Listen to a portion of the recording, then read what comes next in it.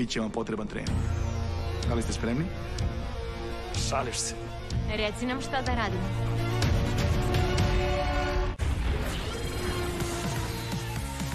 Dino zakon, prodor snage, prevrat snage, moćni rangeri. Ajmo moćni rangeri, Dino zakon. Kao da sam išta mogao očekivati od sinkronizacije za Power Rangere.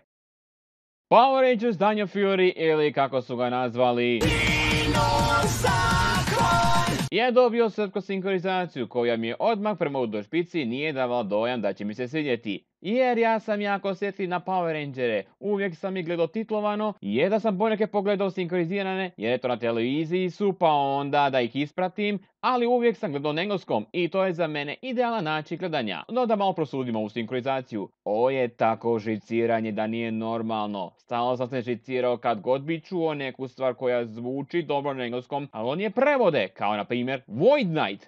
Ja sam vitez praznine. Razumijem vitez dio, ali Void, de malo imajte bolju riječ od praznine. Također još jedna vrlo važna stvar. Pa mi smo moćni rangeri. S akcentom na moćni. Zašto za boga miloga Power Rangeri zvuče kada pričaju kod skacigu? Jer znate da toga nema u originalu, a niti je bilo u hrvatskom izdanju za Samurai, Megaforce i Beast Morphers. Također gledajući neke srpske sinkronizacije za SPD, Mystic Force, Operation Overdrive i RPM, tamo isto toga nema, a ovdje ima. Kužim, želite biti realni, ali čemu kada toga nema u engleskoj verziji? Zašto onda mora biti ovdje? Uglavnom, ovo će možda pasati nekom klincu, no meni je samo žiciranje. Tako da ako slučajno imate Dexi TV, slobodno bacite oko, a ja ću čekati da serija dođe na kockicu, pa da konačno dobijem novi razlog za žiciranje ili čak razlog za slavlje. Budemo vidjeli. Kao i uvek, lajkujte i zapratite nas. Paskle! Tulip, žao mi je, ali tata te ne može odvesti u kamp. Molim, jesam li ja to sanjala kolodvor? Jesi li ti moja mama? Ne! Dakle, nosiš mi slobodu vječnog pokoja. Napokon da nešto ovako dobro dobije domaće sinkronizacije.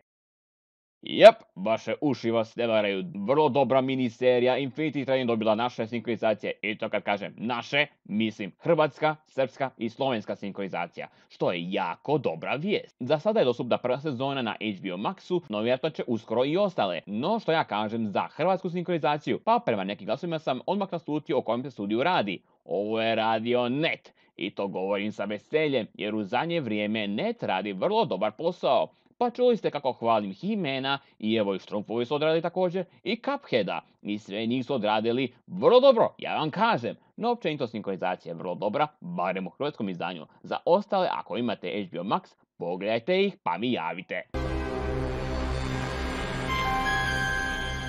Sići ću s ovog vlaka.